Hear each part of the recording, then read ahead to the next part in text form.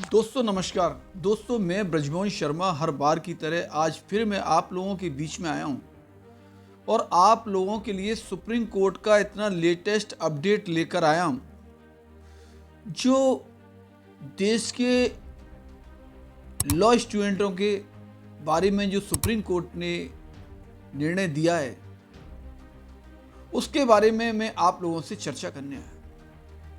दोस्तों जो मेरे मित्र मेरे अभी यूट्यूब चैनल से नए जुड़े हैं प्लीज़ वो मेरी वीडियो को लाइक करें और सब्सक्राइब करें। दोस्तों एक ऐसा अपडेट है सुप्रीम कोर्ट का जो वाकई लॉ स्टूडेंटों के बारे में चर्चा करने योग्य है। देश के प्रत्येक लॉ स्टूडेंट को इसमें सुझाव देना चाहिए और सुप्रीम कोर्ट को डंके की चोट पर देना चाहिए। दोस्तों आप मेरी वीडियो में कंटिन्यू बने रहना, अंत तक बने रहना। मैं इस फैसले की बारीकी को आपको सही व सत्य तरीके से बताऊंगा और समझाऊंगा कि यह फैसला देश हित में कितना जरूरी है और जो सुप्रीम कोर्ट ने स्पेशली मांगा है जिन बच्चों के लिए वो कितना जरूरी है।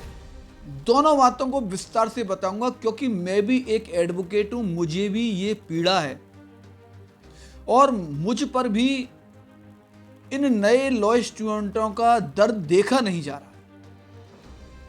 बहुत ही गवई साहब का इतना खराब, इतना बेकार निर्णय है जिससे देश का हर लॉ स्टूडेंट बहुत परेशान हो चुका है, निराश हो चुका है, हताश हो चुका है। दोस्तों अभी 15 जनवरी 2026 को सुप्रीम कोर्ट ने एक देश की लॉ यूनिवर्सिटी से, लॉ स्टूडेंटों से, हाई कोर्ट से और लोअर कोर्ट से एक सुझाव मांगा है। उसमें यह कहा गया है कि न्यायिक सेवा परीक्षा में 3 साल की अनिवार्य वकालत जो सुप्रीम कोर्ट ने पहले अपने ऑर्डर में बताई है उसके लिए दिव्यांग श्रेणी के विधि स्नातक बच्चों को 3 साल की अनिवार्य वकालत की शर्त से छूट दी जाए अथवा नहीं। एक ऐसी याचिका आई सुप्रीम कोर्ट में भूमिका ट्रस्ट की ओर से। उसमें ये कहा गया कि जो दिव्यांग बच्चे हैं उन्हें इस 3 साल की प्रैक्टिस से छूट दी जाए क्योंकि दिव्यांग बच्चों को लोअर कोर्ट में कोई महत्व नहीं देता है, कोई उन्हें अपने पास एडवोकेट रखता नहीं है जूनियरशिप में। इसलिए मुख्य न्यायाधीश सूर्यकांत, न्यायमूर्ति जयमाला बागची और न्यायमूर्ति विजय विश्नोई की पीठ ने यह आदेश उस भूमिका ट्रस्ट की याचिका पर देश की सभी लॉ यूनिवर्सिटीज और हाई कोर्ट और जितनी भी लॉ से संबंधित स्टूडेंट हैं उन सब से ये सुझाव पूछा है कि आप बताइए क्या कहा जाए। दोस्तों मैं इस बारे में ये कहूँगा, अपनी मेरी व्यक्तिगत सोच है एक एडवोकेट होने के नाते, कि इसमें दिव्यांग बच्चों को छूट नहीं, सभी देश के लॉ स्टूडेंटों को छूट दी जाए। किसी भी बच्चे से ये ना कहा जाए कि पहले वह ये 3 साल की प्रैक्टिस अनिवार्य रूप से करे, उसके बाद PCSJ के एग्जाम में बैठे, तब वो बच्चा जज बन पाएगा।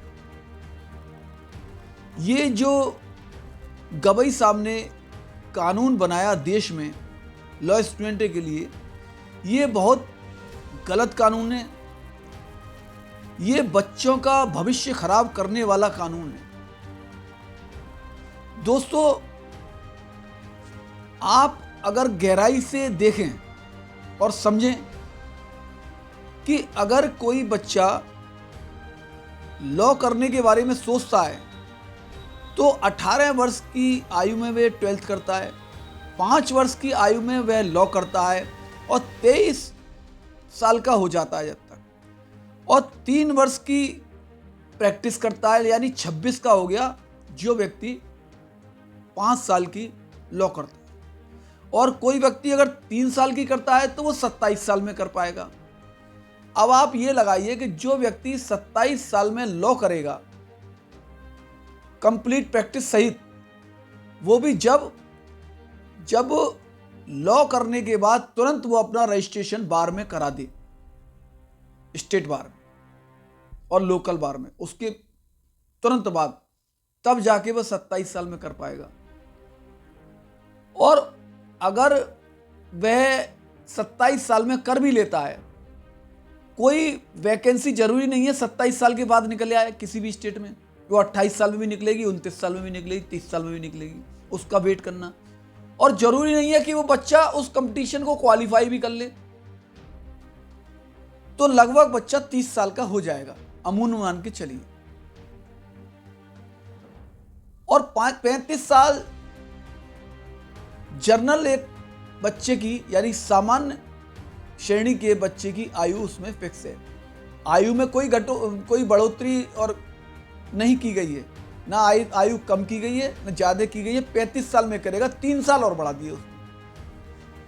तो मैं एक लोअर कोर्ट के अधिवक्ता होने के नाते इस बात को गहराई से कहता हूं, और मैं कहता हूं सुप्रीम कोर्ट के जितने भी माननीय न्यायमूर्ति हैं वह भी इस बात को समझें, गहराई से अध्ययन करें कि जो ये फैसला गवई साहब ने दिया है, 3 साल की प्रैक्टिस जो अनिवार्य करी है बच्चों के लिए, उससे देश के करोड़ों लॉ स्टूडेंटों का भविष्य अंधकार में चला गया। देश के कोचिंग संस्थान जो लॉ से संबंधित है वो बंद हो चुके, बच्चों का मन वहां से हट गया बिल्कुल। क्योंकि मैं जानता हूं, मैं समझता हूं कि लोअर कोर्ट के अंदर बच्चे को, नए बच्चे को, फ्रेशर को सीनियर कैसे ट्रीट करता है, उससे पानी मंगाता है, उससे सीट पर झाड़ू लगवाता है और डायरी लेकर तारीखें अटेंड करती पर उस सारी कोर्टों में जाकर। ये 2-3 काम होते हैं, बाकी कुछ नहीं होता है, नथिंग, शून्य, जीरो।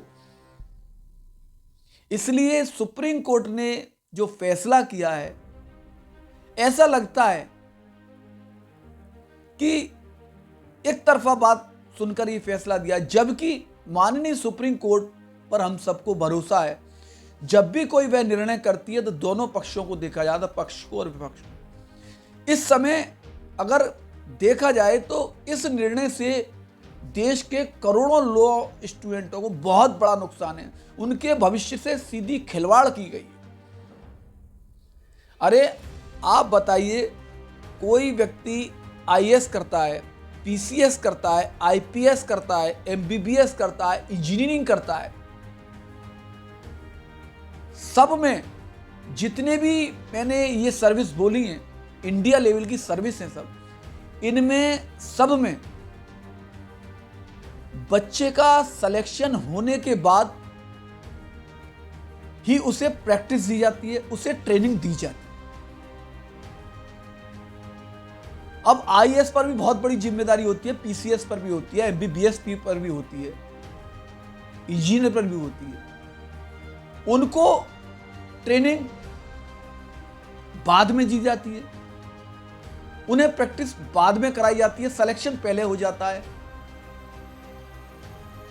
और हमारे देश के लॉ स्टूडेंटों को जो 5 साल और 3 साल लॉ की पढ़ाई करते हैं, पूरी मेहनत करते हैं और उसी लॉ के आधार पर वो कंपटीशन निकालते हैं और उसी लॉ की और उसी विधि ज्ञान की उन्हें सिलेक्शन होने के बाद बार बार जरूरत पड़ती है और उसी के आधार पर वह निर्णय करते हैं। लेकिन यह भेदभाव क्यों? मेरी समझ में आज तक ये नहीं पाया, इतना बड़ा भेदभाव क्यों? पीसीएस जे निकालने के लिए बच्चे को 3 साल की प्रैक्टिस करनी होगी और आईएएस निकालने के लिए उसे कुछ नहीं करना, सिलेक्शन के बाद उसका ट्रेनिंग हो जाएगी, पीसीएस की भी ट्रेनिंग हो जाएगी। जबकि इस देश के अंदर lower court, high court, supreme court में करोड़ों केसों की पेंडेंसी बनी हुई है, उसके बाद ऐसा दुर्भाग्यपूर्ण जो निर्णय लिया है वो देश हित में सरासर गलत है। मैं सुप्रीम कोर्ट से अनुरोध करूंगा माननीय न्यायमूर्ति सूर्यकांत जी से कि खाली दिव्यांगों वाली बात नहीं है, आप अध्ययन करके जजमेंट का गहराई से समझ के बच्चों के भविष्य के बारे में इस प्रैक्टिस वाले जो 3 साल की प्रैक्टिस अनिवार्य रूप से बनाई है उस निर्णय को पूरी तरह से समाप्त कर दिया जाए और बच्चों को सिलेक्शन के बाद एक कड़ी ट्रेनिंग दी जाए। दोस्तों, अगर ये मेरी वीडियो वाकई आप लोगों को अच्छी लगी हो, देश हित में मेरे देश के लॉ स्टूडेंटों को, मेरे देश के माननीय सुप्रीम कोर्ट के न्यायमूर्तियों को, तो दोस्तों आप मेरी वीडियो लाइक करना, सब्सक्राइब करना, शेयर करना और अगर आपके आसपास कोई ऐसी समस्या है तो उसके बारे में आप मुझे मेरे कमेंट्स बॉक्स में कमेंट्स कर सकते हैं। ये चैनल आपका है, मैं उस समस्या का लीगली सही व सत्य वीडियो बनाकर आपके और देश के सामने पेश करूंगा जिससे आपकी समस्या का समाधान हो सके। इसी के साथ धन्यवाद। जय हिंद, जय भारत।